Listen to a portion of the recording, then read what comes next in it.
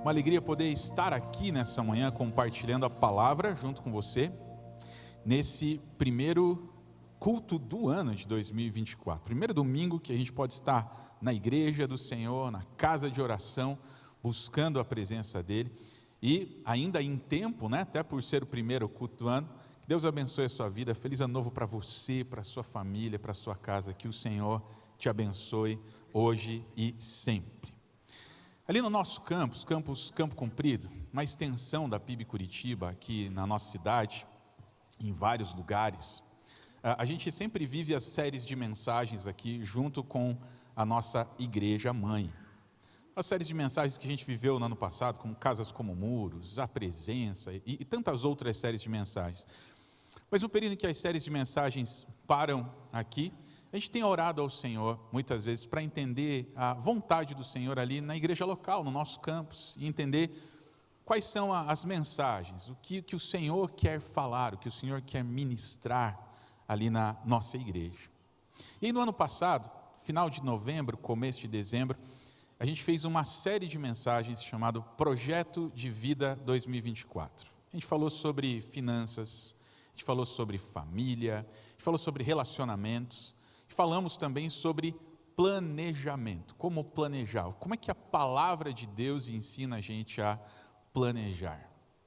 E a gente, diante dessa série de mensagens, criou um e-book gratuito, mais ou menos umas 30 páginas, com o resumo de toda essa série de mensagens. Se você quiser, você pode baixar esse conteúdo através do link na bio, @pibcuritiba.campo comprido. Você vai achar uma imagem lá escrito e-book 100% gratuito com o resumo de tudo aquilo que a gente trabalhou nessa série de mensagens. E hoje Deus tem tocado ao meu coração para trazer também a primeira mensagem dessa série que a gente pôde meditar ali no campus. Eu queria que essa mensagem também abençoasse a sua vida hoje aqui nesse lugar. Quando a gente fala de planejamento, eu gosto muito de pensar no seguinte: nesse versículo, Provérbios 16:3, consagre ao Senhor tudo o que você faz, e os seus planos serão bem-sucedidos. Gosto de pensar nesse texto como causa e efeito. A causa é: eu preciso consagrar tudo ao Senhor, na maneira como eu me entrego a minha família, entrego as minhas finanças, entrego a minha vida, vou consagrar tudo ao Senhor. E os planos podem ser, sim, estabelecidos. Mas aí a minha pergunta sobre tudo isso é: que planos?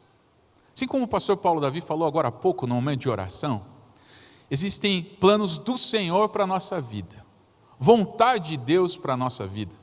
Como o próprio pastor Carlos, falando aqui no momento de ofertas, falando sobre aquilo que ele viveu quando Deus o chamou para o ministério. Vontade diretiva, plano de Deus para a vida dele. Nós temos os nossos planos e precisamos consagrar tudo ao Senhor para que Ele também nos visite com os seus planos. Mas aí a gente começa a avaliar aquilo que a gente precisa fazer. Existe como princípio na palavra de Deus, o sobrenatural de Deus, Ele sempre vai derramar-se sobre a nossa vida. No entanto, existem coisas que nós precisamos fazer. E aí eu começo a pensar no seguinte: como é que você quer terminar o ano de 2024? Quais são os seus planos? Como é que você quer terminar 2024? Eu sei que falar de planejamento, principalmente na cultura brasileira, é um tanto quanto difícil. Sabe por quê? Porque brasileiro não tem a cultura do planejamento. É mentira ou é verdade? É verdade. O brasileiro não tem muita cultura do planejamento. Se a gente pega outros países, principalmente aqueles do hemisfério norte, países onde tem muita neve, um inverno muito rigoroso, o planejamento faz parte da cultura, porque muitas vezes, se eles não se planejassem, isso custaria a vida deles e da própria família. Vou dar um exemplo aqui. Um inverno muito rigoroso, eles tinham que ir lá juntar toda a lenha durante o período em que eles estivessem ali, sem estar ainda no inverno rigoroso, para que eles pudessem se aquecer no inverno. Ou seja, não juntar a lenha sacrificaria a vida de uma família inteira que morreria de frio. Então a cultura do planejamento faz parte.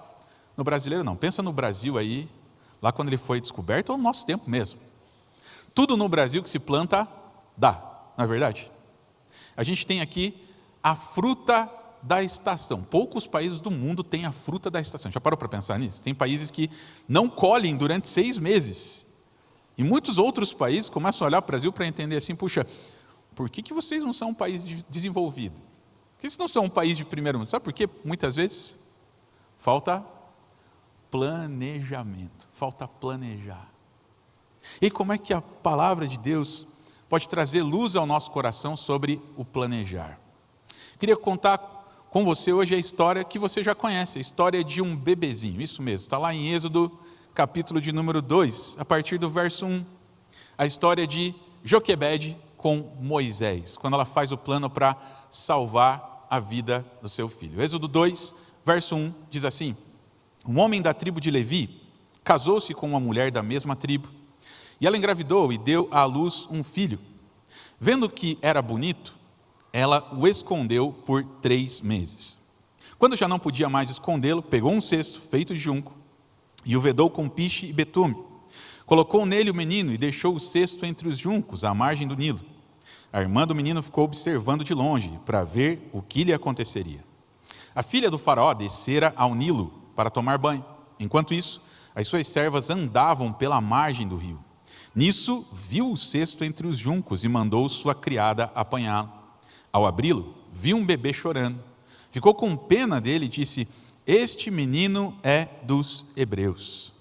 Então a irmã do menino aproximou-se e perguntou à filha de Faraó: a senhora quer que eu vá chamar uma mulher dos hebreus para amamentar e criar o menino? Quero, respondeu ela. E a moça foi chamar a mãe do menino. Então a filha do Faraó disse à mulher: leve este menino e amamente-o para mim, e eu pagarei você por isso. A mulher levou o menino e o amamentou.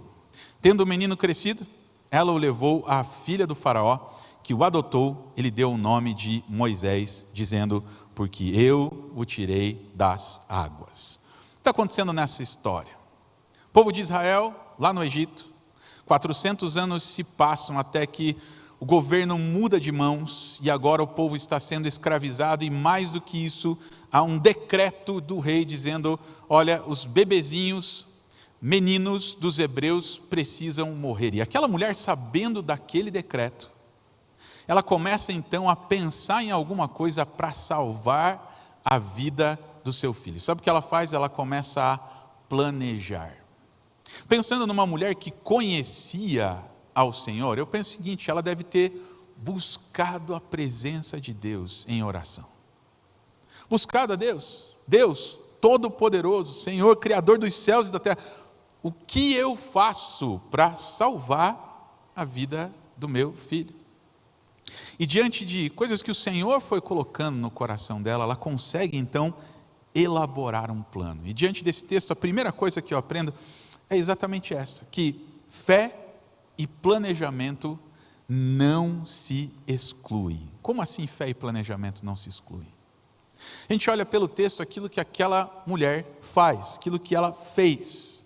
A gente entende a história que um homem da tribo de Levi casou-se com essa mulher, ela engravidou, deu à luz, e vendo que era bonito, ela o escondeu por 3 meses. Vão matar o meu filho, eu vou esconder o meu filho. E eu olho para isso aqui e começo a entender que o primeiro milagre de Deus começa aqui. Como é que uma mãe consegue esconder um filho por 3 meses? Né? Quem tem bebê em casa, ou já teve bebê em casa aqui, levanta a mão, deixa eu ver. Ó. Bastante gente. Aquela mulher escondeu um bebezinho por 3 meses dentro de uma cabana. Eu tenho 3 filhos, eu não consegui esconder os meus bebês por 3 horas. Né? Quem dirá por 3 meses ela conseguiu esconder a criança dentro da tenda por 3 meses. Esse foi o primeiro milagre. Ninguém pegou a criança. Ninguém chegou perto desse bebê. Proteção de Deus. Mas aí chegou um momento, no verso 3, em que, quando já não podia mais escondê-lo, ela começou então a colocar o seu plano em prática. Ela pega um cesto, ela começa a avaliar toda a situação. Puxa, o que eu posso fazer para salvar a vida do meu filho? Existe uma estratégia, só que eu vou precisar investigar, e todo planejamento começa com uma investigação, começa com os recursos. Como é que eu vou fazer? E ela faz exatamente isso. ela entende que numa determinada hora a filha do faraó vai tomar banho no mesmo lugar todos os dias. E ela começa a pensar, e se eu colocar o meu bebezinho ali no momento em que ela estiver tomando banho, e de repente ela fique com pena do bebê e pegue ele para criá-lo, eu vou salvar o meu filho. E ela começa a avaliar tudo isso. Pega algo para colocar o seu filho, um cesto. Só que assim, um cesto só não basta, eu preciso planejar esse negócio aqui, então eu preciso betumar com piche, né? Para que a criança não afunde dentro das águas. Mas eu também vou colocar essa criança entre os juncos. O junco é aquela vegetação à margem dos ribeiros, dos riachos, que pode ficar ali alguma coisa que vai parar, a correnteza não vai levar abaixo. E ela pensou exatamente isso, eu vou deixar a minha criança entre os juncos, para que a correnteza não leve a criança. Ela investigou como ela ia fazer, ela investigou onde ela ia colocar, ela pensou no horário em que ela ia colocar, ela pensou exatamente em tudo, ela criou um plano para que isso acontecesse. E aí ela bola esse plano, não só bola, como ela vai executar o plano, e ela, numa situação, eu acredito, de muita angústia no coração, vai lá colocar aquela criança entre os juncos, dentro do ribeiro. Mas aí o verso 4 diz o seguinte: a irmã do menino ficou observando de longe para ver o que lhe aconteceria. E eu coloco isso de uma forma muito interessante. Provavelmente, mãe e filha, Joquebede e Miriam, combinaram tudo sobre como isso iria acontecer, planejamento. Imagine uma menininha de 7, 8 anos de idade, observando de longe para ver o que acontece. Era mais ou menos assim: filha, vai lá ver, porque se o plano der errado, a gente precisa correr e tirar aquela criança de lá. Vamos ver certinho o que vai acontecer. E a menina fica olhando de longe. E quando ela coloca o bebezinho lá, a Bíblia vai dizer para a gente que aquela filha do faraó chegou realmente, viu a criança, pegou a criança, e quando pegou, ela mesmo declara: olha, esse menino aqui é dos hebreus. Mas a menina estava olhando de longe, e ela chega próximo para dizer assim: eu conheço uma mulher dos hebreus que pode cuidar dessa criança. Então imagine Joquebede e Miriam ensaiando o plano, mais ou menos assim: Miriam, se a filha de faraó pegar o cestinho, o que você vai dizer? Vai dizer que eu conheço uma ama hebreia, uma mulher dos hebreus, para cuidar da criança. Dia 1. Dia 2, menininha de 7, 8 anos, vai lá: filha, qual foi o combinado? Se a filha do faraó pegar o bebê, o que você vai dizer? Eu vou dizer que eu conheço uma mulher dos hebreus para cuidar da criança. Dia 2. Imagine quantos dias ela ensaiou o plano com aquela criança, para que desse tudo certo. E a menina fica lá observando de longe. No momento em que a filha do faraó pega aquela criança, ela chega perto, como combinado, e fala: eu conheço uma mulher. Que mulher? A própria mãe, a mãe do bebê, que pode cuidar dessa criança. E a filha do faraó vai dizer: olha, a senhora quer que... Ela pergunta: a senhora quer que eu vá chamar uma mulher dos hebreus para amamentar e criar um menino? Ela respondeu: quero. E a moça foi chamar então a Joquebede, volta com a Joquebede. E a filha do faraó disse à mulher: leve este menino e amamente-o para mim, e eu pagarei você por isso. Todo o plano dá certo, mas quando a gente consagra os planos ao Senhor, você crê que Deus faz o abundantemente além? Eu creio. Sabe por quê? Porque Joquebede viveu o sonho de toda mulher dona de casa que cuida dos seus filhos. Ela cuidava dos seus filhos e ainda ganhou um salário para isso, olha só. Exatamente isso, o sonho de toda mãe. Eu podia ser recompensada por isso. Mas como ela orou, buscou o Senhor, consagrou o plano, Deus fez mais. Cuidou do próprio filho e ainda ganhou um salário para isso. No tempo certo, ela entrega o menino. Só que a gente quer entender com isso: ela elaborou o plano, ela executou o plano, e Deus trouxe a vitória para a vida dela. Então, a fé e o planejamento não se excluíram nesse momento. Pelo contrário, ela teve que ter fé naquilo que Deus havia colocado no seu coração e que iria dar certo. E fé é exatamente isso: certeza das coisas que eu não vejo, a prova das coisas que eu não vejo, certeza das coisas que se esperam. Eu não estou visualizando ainda, mas eu tenho fé que pode dar certo, e no plano que Deus deu para mim, eu vou acreditar, mas ela fez o plano. Ela elaborou o plano. Isso é muito interessante da gente pensar. Por quê? Porque quem falha no planejar está planejando falhar. Exatamente isso. Quem falha no planejar está planejando falhar. Se a gente vai vivendo na filosofia do deixa fluir, ou como a gente conhece por aí, do deixa a vida me levar, deixa eu dizer, tua vida vai terminar 2024 do mesmo jeito talvez que terminou 2023 e nada vai mudar. A gente precisa colocar os nossos planos nas mãos do Senhor, mas eu pergunto, quais planos? O que você tem colocado, por exemplo, para a sua vida de fé durante esse ano? Eu preciso ler a Bíblia inteira, eu preciso me colocar mais na presença. É um plano. Que horário você vai escolher para isso acontecer? Quando isso vai acontecer? Como é que você vai mexer na sua agenda, na sua vida, para que isso aconteça? O plano precisa ser elaborado, e quem falha no planejar, está planejando falhar. Segunda coisa que eu aprendo nesse texto é, confie em Deus e pague o preço da ação. Confie em Deus, mas pague o preço da ação. Sabe o que aconteceu? A gente percebe ali claramente, chegou um momento em que ela teve que pegar o cesto e colocar a criança lá nas águas. Imagine o desespero dessa mãe, sabendo que talvez era a única estratégia para salvá-lo naquele momento, mas um coração angustiado, aflito, terrível, pensando, eu vou ter mesmo que colocar o meu filho lá nas águas? Sim. E ela paga o preço por essa ação, ela vai até as águas, ela confia em Deus, ela confia que o Todo-Poderoso pode salvá-la, mas ela tem que fazer aquela ação. E ela vai e coloca a criança ali no Nilo, coloca a criança entre os juncos. Ela teve uma paixão muito grande no seu coração, um amor muito grande no seu coração, para salvar a vida do seu filho, mas ela teve que pagar o preço agindo. E sabe como é que eu gosto de ilustrar isso? Eu gosto de ilustrar isso através de algo que eu aprendi, um livro que impactou muito a minha vida, que se chama Garra, o poder da paixão e da perseverança.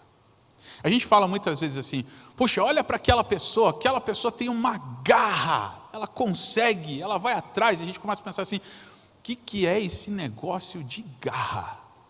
Fulano ali tem garra, ciclano tem garra. O que é esse negócio de garra? Garra é a união da paixão mais a perseverança. E como é que isso pode ser ilustrado? Da seguinte forma, a paixão é o que você deseja intensamente ser ou realizar. Mas a perseverança é qual o preço que você está disposto a pagar por isso. Sabe o que a gente fala bastante dos atletas, times de futebol? Aquele time de futebol tem garra, aquele atleta tem garra. Mas vamos começar a imaginar o seguinte, é da noite para o dia que esse atleta vai chegar no resultado? Não, não é da noite para o dia. Existe uma paixão, um desejo intenso do resultado, da medalha de ouro. Existe um desejo intenso no coração de ser aquilo que ele está almejando ser, de alcançar aquilo que ele quer alcançar.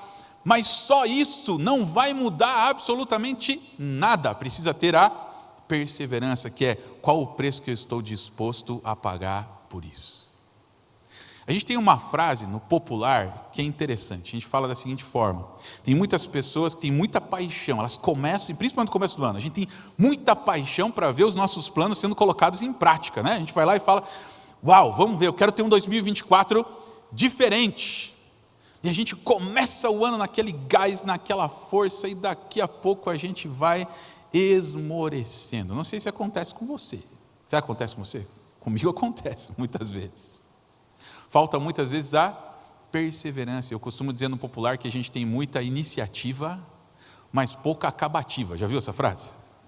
A gente tem muita iniciativa, mas a gente tem pouca acabativa, porque a gente não tem perseverança, não quer pagar o preço pelo plano. Um exemplo que eu dou, um cristão, Daniel Dias, um nadador brasileiro, PCD, o Michael Phelps da Paralimpíadas, dezenas de medalhas. Imagine a vida de renúncia que o Daniel Dias precisa ter para ser um atleta de alto rendimento.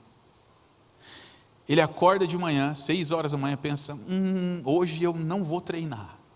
Não tem como não treinar, ele tem que levantar e ele tem que treinar, porque ele é um atleta de alto rendimento. Não tem como negociar. Tem atletas de alto rendimento durante 3, 4 anos que não comem uma pizza, porque é o preço que ele está disposto a pagar pelo resultado. Eu estou dando um exemplo com relação ao atleta, mas isso se refere a muita coisa na nossa vida, principalmente na vida com Deus. Eu quero ter um 2024 que Deus derrame mais do sobrenatural dele na minha vida. Você precisa pagar o preço pela ação.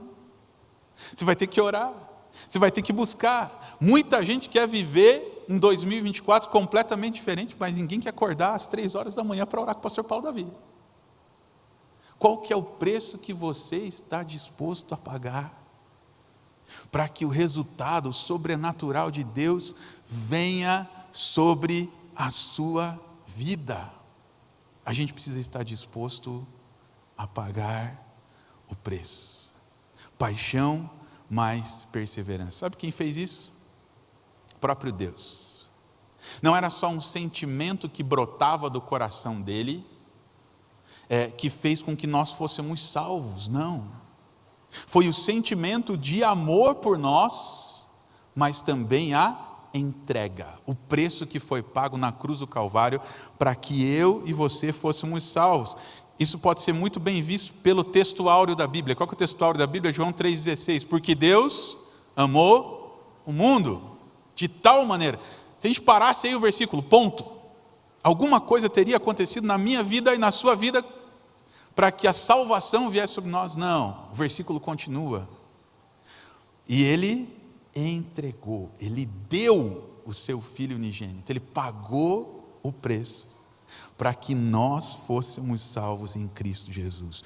Qual é o preço que você está disposto a pagar para ter um 2024 cheio do sobrenatural de Deus na sua vida? Terceira coisa que eu aprendo com esse texto, terceira e última, é autorresponsabilize-se. Parece uma palavra gigante, né? Autorresponsabilize-se, mas é a autorresponsabilidade. Foi isso que Joquebede fez. Primeiro, ela elabora um plano. Ela confia em Deus e paga o preço pela ação. Mas em todo esse processo, ela se torna a protagonista da sua história, da sua vida. Sabendo aquilo que Deus queria que ela realizasse, ela vai e se responsabiliza para tomar a dianteira e dizer, sim, eu preciso fazer.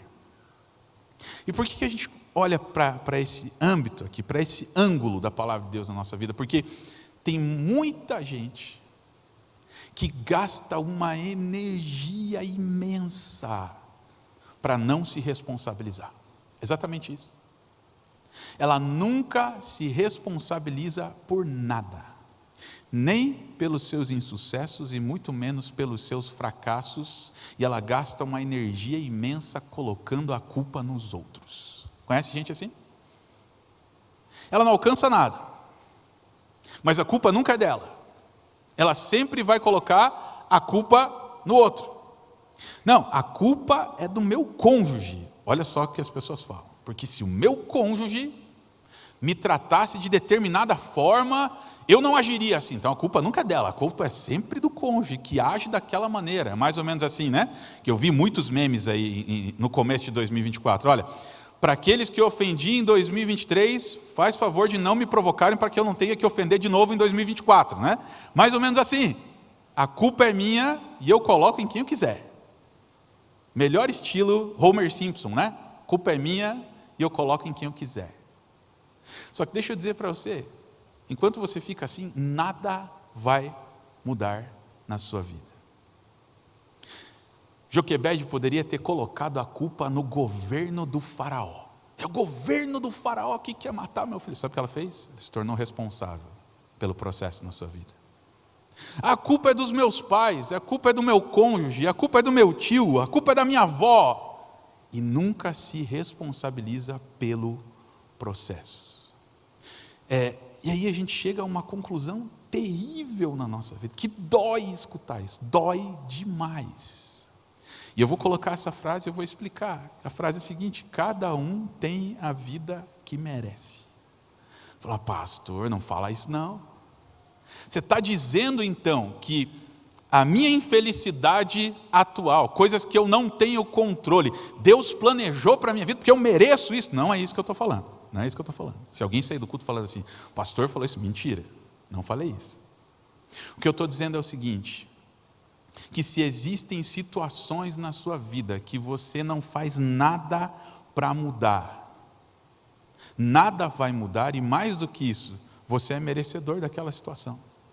E aqui eu estou falando de princípios da palavra de Deus muito claros para a nossa vida e para o nosso coração, que a gente não obedece e deixa de receber a bênção de Deus porque a gente coloca a culpa em todo mundo, menos o nosso processo que a gente precisa viver. Quer ver um exemplo disso? O casamento. A palavra de Deus fala da postura dos homens dentro do casamento, lá em Efésios 5. Homens, maridos, amem a sua esposa, amem a sua mulher como Cristo amou a igreja e a si mesmo se entregou por ela. E aí muitos maridos vão olhar para esse texto e vão dizer, isso é impossível de fazer. Eu acho que o meu casamento nunca vai mudar. A responsabilidade também é dela. Deixa eu dizer, mas você começou a mudar? Você começou a obedecer esse princípio dentro do casamento para ter um casamento melhor? Por quê? Porque se nada muda, nada muda. Se nada mudar, nada vai mudar. E a gente precisa ser o responsável por isso, de pegar os princípios da palavra de Deus, vivê-los, obedecê-los e experimentar a bênção de Deus sobre a nossa casa, sobre a nossa vida, sobre as nossas finanças. Quando a Bíblia está dizendo, olha, coloque o reino em primeiro lugar, lá em Mateus 6,33, não é Deus que precisa colocar o reino em primeiro lugar, é você que precisa colocar o reino em primeiro lugar, ajustar as tuas prioridades, começar a ter um coração generoso, principalmente naquilo que se refere a finanças, porque a bênção de Deus está ligada à generosidade, e muitas pessoas não entendem isso. E elas querem ter um ano financeiro maravilhoso, mas elas não entenderam o primeiro princípio da palavra de Deus quanto ao financeiro, que é colocar Deus em primeiro lugar, colocar o reino em primeiro lugar. Você não vai ter um ano diferente se você não semear, meu querido. Se você não for completamente responsável pelo teu processo. E a gente começa a entender o seguinte, que a vida ela é feita de escolhas que se refletem sim em ações práticas. E a gente começa a perguntar o seguinte: o que você quer fazer com o seu casamento em 2024? O que você quer fazer com a sua profissão em 2024? O que você quer fazer com o seu pecado? Isso mesmo, com o seu pecado em 2024. A vida é feita de escolhas, e Deus nos permite sim algumas escolhas, como um pai maduro, mas em cada escolha que a gente faz, todas elas vão trazer consequências para nós. Olha o que um pai maduro faz, o próprio Deus como um pai maduro. Ele permite que você tome determinadas decisões na sua vida, mas precisa ficar claro toda a questão da colheita para a sua vida. Um pai maduro não é aquele que pega o filho e deixa na redoma lá, dizendo, olha, não sai daqui, eu quero te proteger, respira aqui dentro, viva aqui dentro. Não, o próprio Deus não faz isso. Como um pai maduro, Ele permite que os seus filhos tomem determinadas decisões, mas deixando claro que cada decisão vai ter uma consequência, como pai maduro. Deus, Ele quer que você tome as decisões certas dentro da palavra de Deus e seja responsável por tudo aquilo que você faz. Mas deixa eu te dizer, nada muda se nada muda. E eu queria orar com você nessa manhã. Eu queria orar com você, pensando nessa palavra que a gente escutou aqui de manhã. Existem coisas que nós precisamos fazer, mas existem outras coisas que são ação do sobrenatural de Deus na nossa vida, mas aquilo que você precisa fazer, você precisa fazer, senão nada vai mudar. Tem um texto na palavra de Deus que impacta a minha vida. Eliseu estava vivendo um momento ali em que uma outra nação perto dele estava em guerra e eles vão consultar Eliseu e eles precisavam de chuva. Precisavam de chuva. Uma seca terrível e eles precisavam de chuva. E eu gosto de pensar no texto porque a primeira coisa que ele pede é para chamar um arpista. Vou brincar aqui assim, chamou o tecladista lá assim, que a música conduz. E quando o tecladista está ali tocando, ele vai, e alguém pensa que ele vai falar uma coisa assim muito sobrenatural. E ele fala assim: cavem muitas cisternas, porque Deus vai mandar a chuva. Toda a retenção de águas que aquele povo teria estaria limitado à quantidade de cisternas que eles cavaram. Quanto mais cisterna, mais água. Sabe o que Deus está falando nessa manhã? Tem cisternas para você cavar. Cave muitas cisternas, mas Deus vai mandar a chuva. Cave cisternas lá no teu casamento e Deus pode mandar chuva. Cave cisternas lá no relacionamento com o seu filho e Deus pode mandar a chuva, parte do sobrenatural dele sobre as nossas vidas.